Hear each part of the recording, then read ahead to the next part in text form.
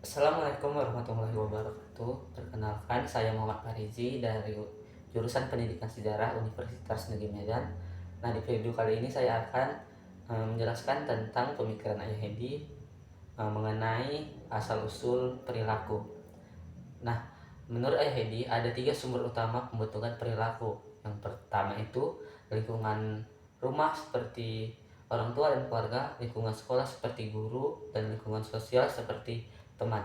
Nah, dari ketiga sumber inilah anak-anak mulai bisa membedakan mana yang benar dan mana yang salah.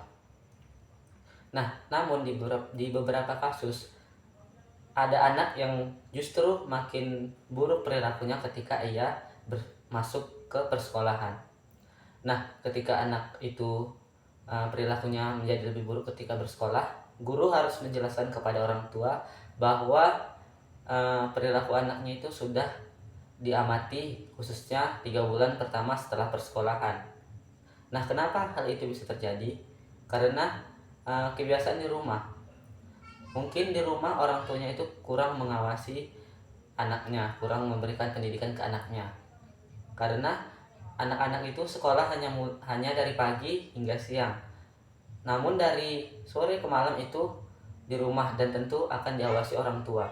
Maka dari itu orang tua juga ikut serta dalam membentuk perilaku si anak. Misalnya ada anak yang menggunakan kincir angin untuk menembak burung sambil menentang temannya. Nah, dari kasus ini kita bisa lihat bahwasanya uh, cara berpikir dan lingkungan si anak ini sangat mempengaruhi tindakannya.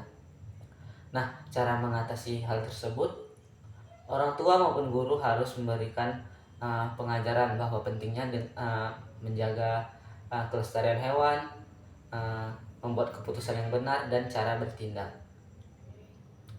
Maka dari itu, anak-anak mungkin akan menjadi lebih baik ke depannya. Nah, selain sekolah formal, ada namanya homeschooling. Apa itu homeschooling? Homeschooling adalah sistem pendidikan berbasis uh, orang tua di rumah. Nah, kenapa beberapa keluarga itu menerapkan homeschooling untuk anaknya? Yang pertama itu karena kurang percayanya terhadap sistem pendidikan formal. Yang kedua itu karena adanya visi keluarga. Di beberapa keluarga ada yang mempunyai visi untuk menerapkan homeschooling untuk anaknya. Dan ketiga itu karena takut terpengaruh hal negatif dari lingkungan sekolah formal.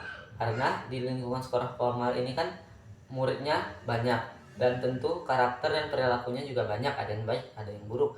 Jadi keluarga yang memilih homeschooling ini takut anaknya terpengaruh hal negatif dari persekolahan formal. Nah, selain itu orang tua juga perlu peka terhadap emosional anaknya. Jika anak tersebut mudah marah atau mudah nangis, biarkan ia mengekspresikan perasaannya. Tugas orang tua adalah memberikan pelukan, kesabaran, dan juga dukungan agar si anak tersebut merasa dirinya dipahami dan dimengerti. Nah, selain itu, Ayah Edi juga menyoroti lemahnya pendidikan modern. Di salah satu film yang berjudul Dead Post Society menggambarkan bagaimana pendidikan hanya menekankan akademik saja, tetapi melupakan nilai moral dan emosional.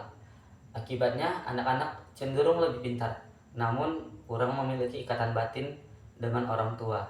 Maka dari itu, perlu dihidupkan kembali sistem pendidikan emosional, nilai, dan moral. Nah, selanjutnya ketika anak mulai memasuki remaja, komunikasi adalah kuncinya. Karena orang tua perlu menjadi sahabat dengan cara saling berbagi pengalaman, uh, membuka obrolan hangat, dan juga membuka pertanyaan terbuka. Dengan begitu, anak akan merasa dirinya dipercayai dan akan lebih mudah untuk dibimbing. Bahkan dalam topik sensitif seperti berkencan. Menurut Ayah Hedi, masa emas anak itu dimulai dari bayi hingga SMA. Kenapa? Karena pada masa ini anak itu bukan diajarkan tentang akademik atau pendidikannya saja, tetapi juga tentang nilai tata krama, keluasan hati, dan perilaku. Dan ini sangat berpengaruh untuk kesuksesan anak tersebut di masa depan. Nah, sebagai penutup, Ayah Edi juga menekankan bahwa Bangsa yang tangguh itu dimulai dari keluarga. Anak itu perlu dididik dan kasih sayang, akhlak dan juga moral yang harus dikembangkan dimulai dari keluarga. Dan juga guru dan orang tua itu harus bergandengan tangan dengan fokus tujuannya itu untuk mengembangkan karakter dan perilaku si anak. Oke, itu saja yang bisa saya sampaikan tentang asal-usul perilaku dari audio Ayah Ridi. Saya ucapkan terima kasih. Wassalamualaikum warahmatullahi wabarakatuh.